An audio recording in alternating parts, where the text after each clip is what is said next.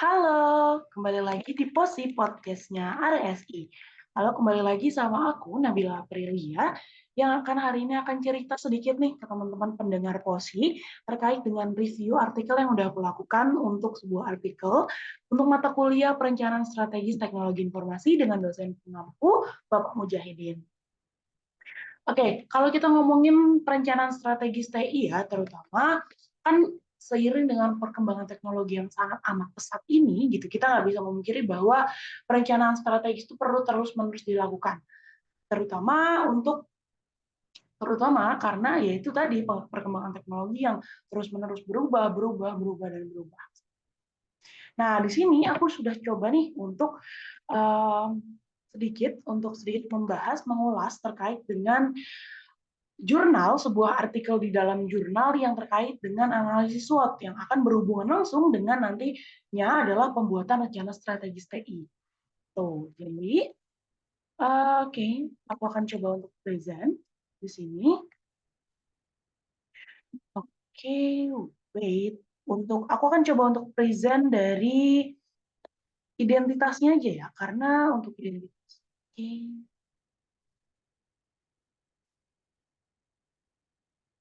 Oke, jadi di sini aku menelaah sebuah jurnal atau sebuah artikel jurnal dengan judul Importance Performance Analysis Based SWOT Analysis. Jadi intinya kita membuat analisis SWOT berdasarkan IPA atau Importance Performance Analysis.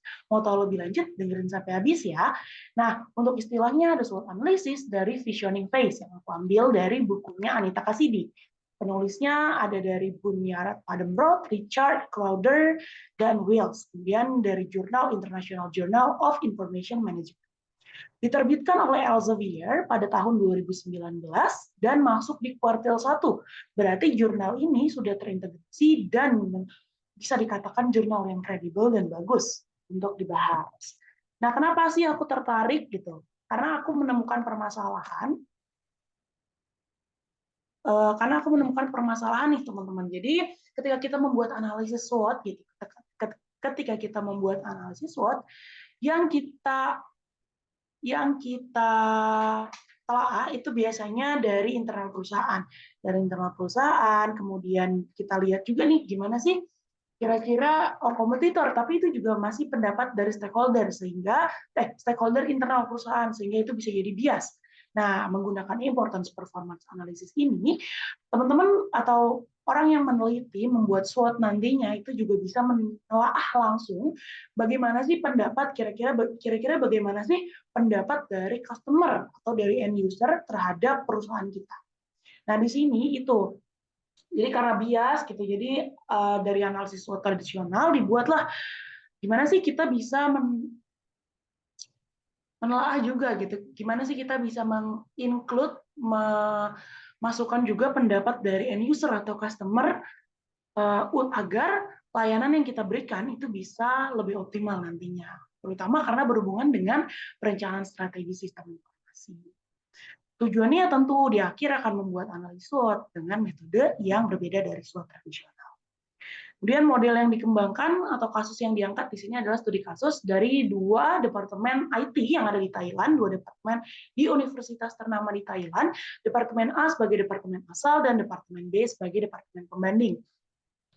Jadi untuk departemen asal itu dilakukan survei langsung nih, dilakukan survei terkait dengan importance dan performance analisisnya dari layanan-layanan yang ditawarkan oleh departemen A. Yang dilibatkan tentu aja mulai dari mahasiswa, dosen dan tendik sampai dengan alumni dari departemen tersebut. Hal yang sama juga dilakukan nih ke departemen B. Tujuannya apa? Tujuannya untuk mengetahui mana sih layanan yang dipentingkan oleh customer dan mana sih layanan yang performanya sudah bagus gitu oleh departemen itu sendiri. Akhirnya apa? Ketika itu nanti kita bisa identifikasi mana yang merupakan kekuatan kita, mana yang merupakan kelemahan, mana yang merupakan ancaman dan kesempatan yang bisa kita ambil gitu dari departemen pesaing. Karena misalkan di sini kita menjadi kekuatan, sementara di departemen sana itu bisa merupakan kelemahan. Nah, itu bisa kita masukkan sebagai opportunity atau sebagai kesempatan yang bisa kita ambil. Seperti itu. Nah, untuk hasil yang dicapai sendiri adalah yang pertama ada hasil dari survei IPA-nya sendiri, kemudian dimasukkan ke dalam matriks-matriks. Nah, itu nanti hasilnya itu identifikasi SWOT dari Departemen A sebagai departemen asal dengan IPA dari Departemen B juga sebagai pembanding atau sebagai benchmark.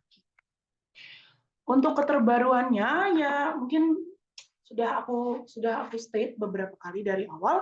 Untuk keterbaruannya adalah di sini penulis atau peneliti menggunakan IPA atau Importance Performance Analysis untuk menemukan analisis SWOT yang tepat untuk departemen A, untuk perusahaan.